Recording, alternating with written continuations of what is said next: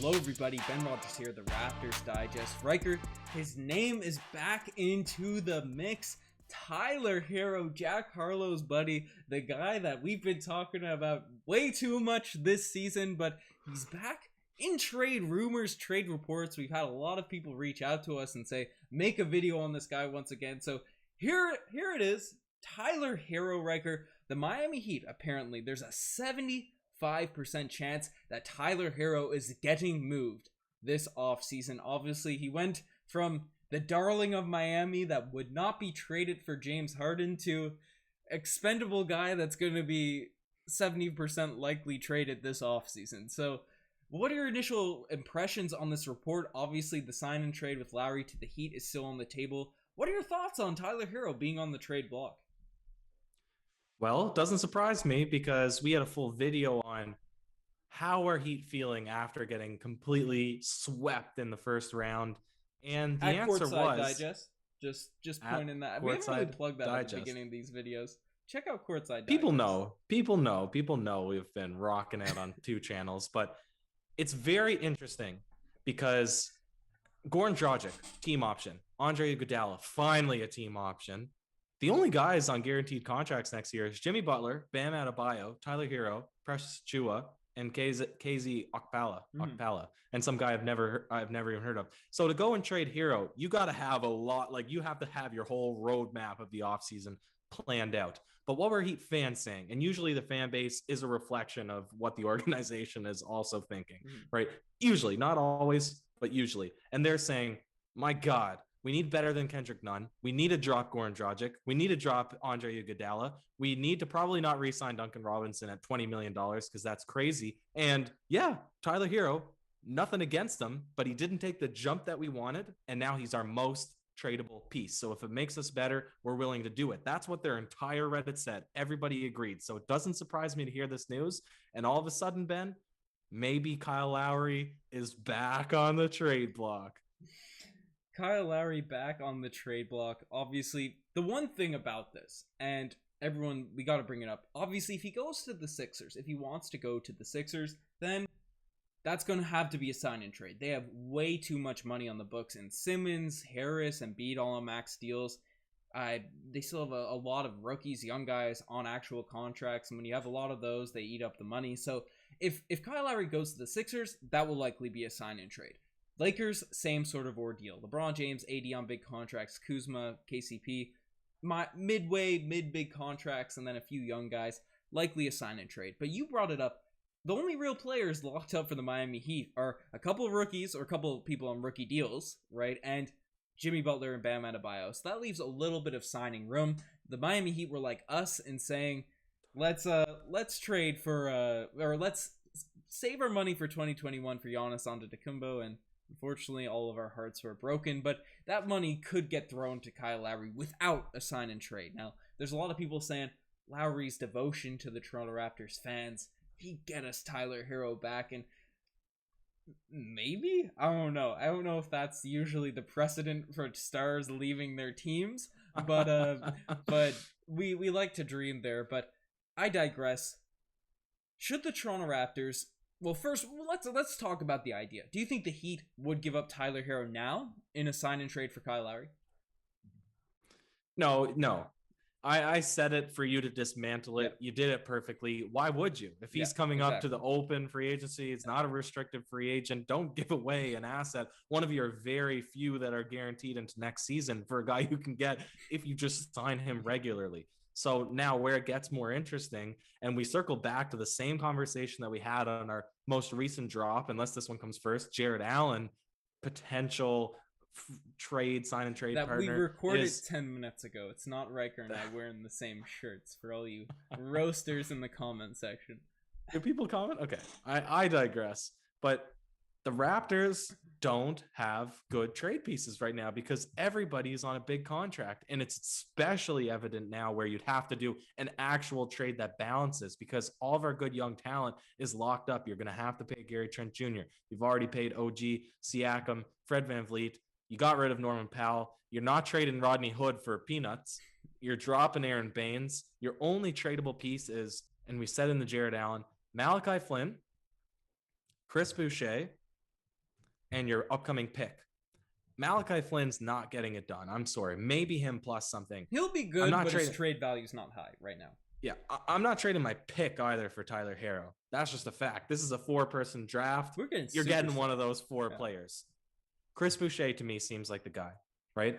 If Brooklyn says, hey, we want Chris Boucher, this is a team that really if Kyrie Irving didn't go down, I said they would have swept the Bucks. This is one of the best offensive teams in NBA history. If they're looking at Chris Boucher as a positive asset, Miami Heat, surely they would think the same. Would you trade straight up? I mean, the money doesn't exactly work. Chris Boucher for Tyler Herro.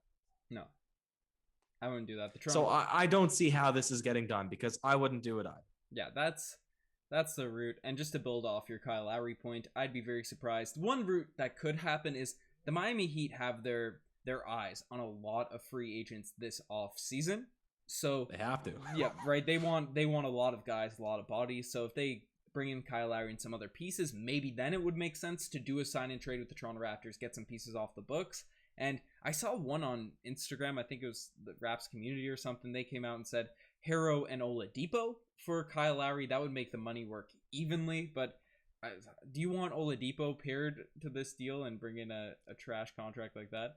Yeah, I don't want Oladipo, period. I thought his contract is up though. Or yeah, he's a free agent as well. Extension? So that's just one of the trades I wanted to throw out there as a hypothetical but the Heat don't even have to worry about sending him off the books, but sometimes it is normal for we saw it with Kemba Walker and Terry Rozier a couple years ago. When players leave in free agency, it sort of looks like a trade and they sign each other, then players get thrown in and whatnot. But yeah, I don't see the Lowry one happening.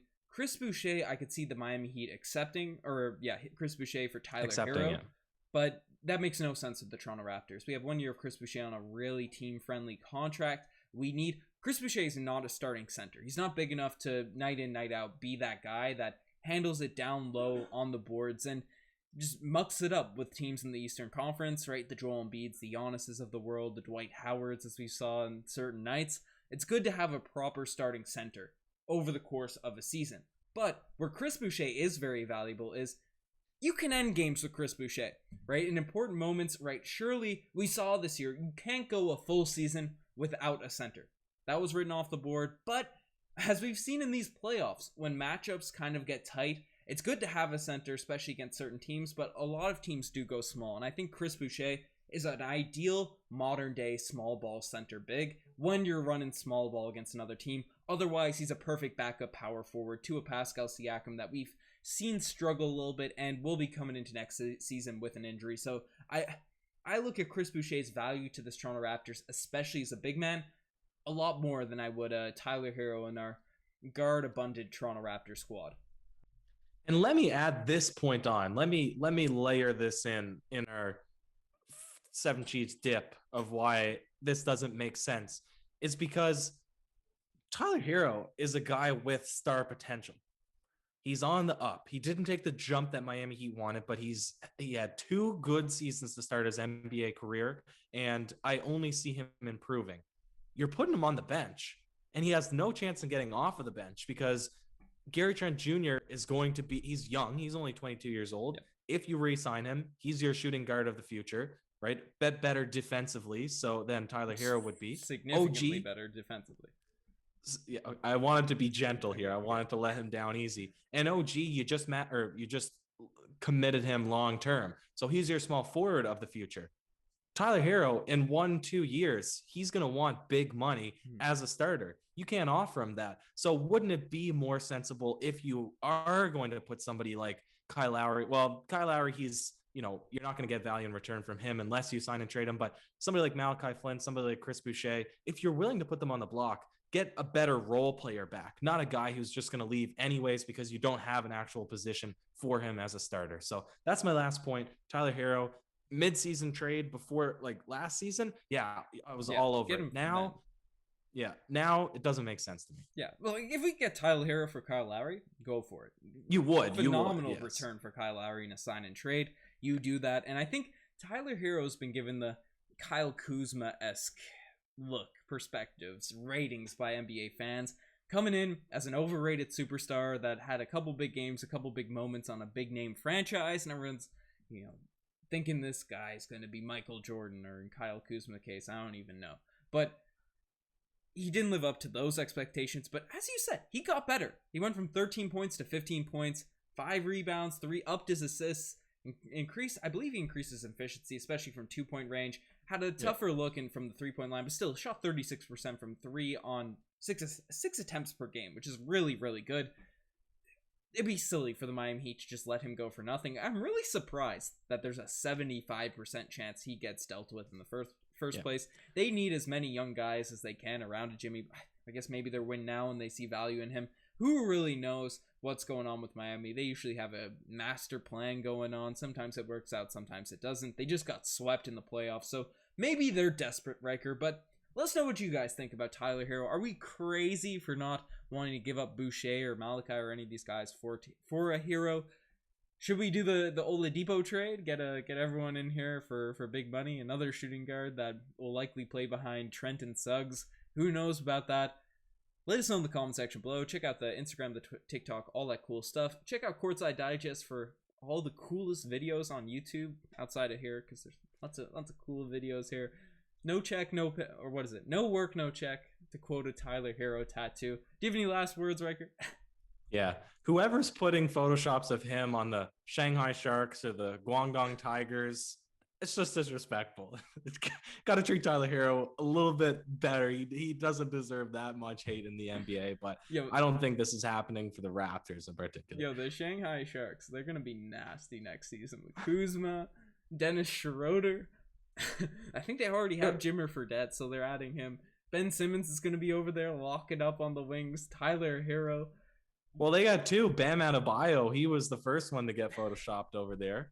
So that's people are memeing the Shanghai Sharks. They're going to be nice next season. Maybe they might. There's so many players that disappointed this year. Julius Randle. There's so many players that disappointed. It's Shanghai Sharks versus Guangdong Tigers. And those 2 teams look nice. They look nasty, like 2 good regular season teams. Wait till the Beijing Ducks photoshops come in as more players start struggling. Good thing the bubble, this wasn't a meme during the bubble, so Siakam wasn't sent over to China. Who really knows? Shout out to China's Basketball Association, because it's going to be stacked. They're getting all the players, guys. Cheers.